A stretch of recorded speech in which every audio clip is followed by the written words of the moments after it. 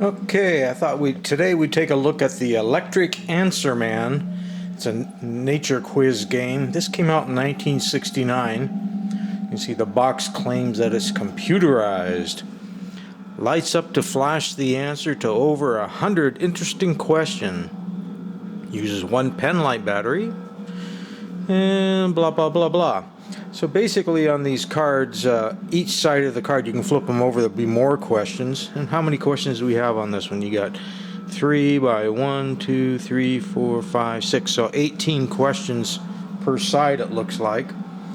You have a small light bulb. I'm not sure that I'm going to be able to see. See, I'm shooting straight down in order to get this into the camera. There's a light bulb here which will light when you get the answers correct.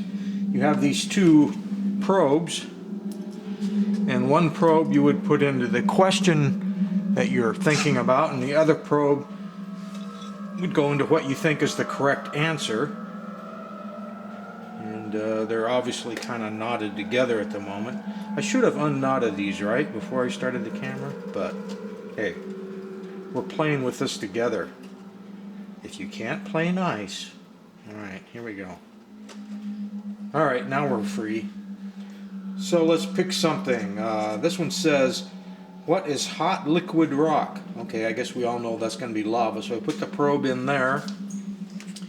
And then I would look for lava over here somewhere. Oh, right up there. And if I'm right, then the little light should come on. And the little light is on, if you can see it. So basically what you've got going on here is you've got 3 different cards, and as I stated earlier, each card has questions on both sides. So there's plenty of questions for the old Answer Man game.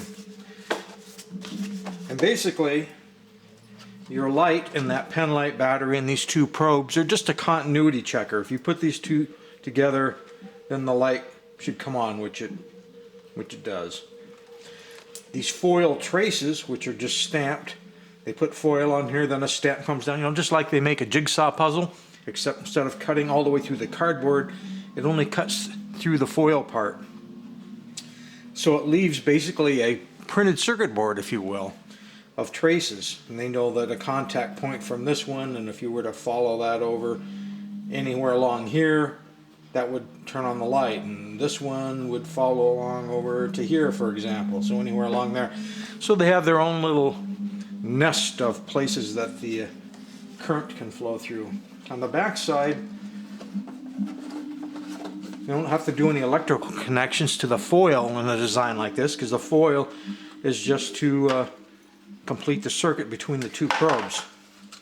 So on the back side, then you have your single pen light battery, which goes in there, which makes it real simple because they have one wire coming down to one side of the battery, the other wire coming down to one side of the screw base, and the other side of the screw base becomes the other part of your battery holder. So 3 rivets, tie that into the cardboard, wires coming up, makes for a very inexpensive, and in their own words, computerized game. I'm not quite sure where the computer is, but you can see here. Down here on the end someplace. Yes. Here we have a date. You have manufacturer.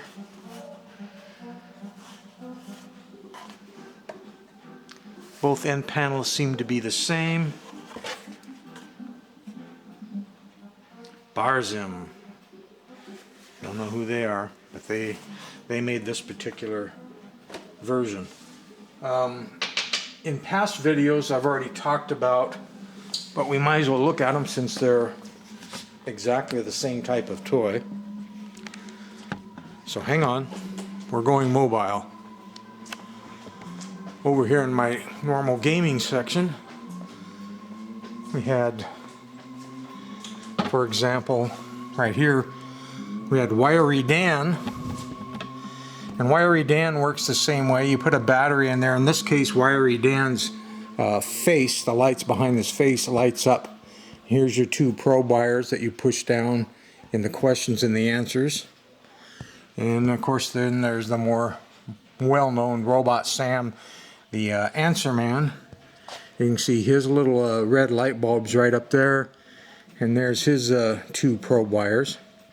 In the case of both of Robot Sam and Wiry Dan, it's interesting to note that the little contacts in the ends of the wires, those are basically tube socket pins, which were technology obviously that was coming to an end in the 50s, late 50s and early 60s. So I guess it was inexpensive to find those and stick them on there. Works exactly the same way. Stuff the battery in there. The 2 wires simply complete a connection. If you touch the 2 wires together, the bulb should come on, and the foil underneath there just completes the circuit. But I think I've covered these in the past. I remember doing a video on games, so I don't know that there's any point spending more time on those. You can see in order to shoot this game, I had to look straight down on it, so I had it down here on the floor.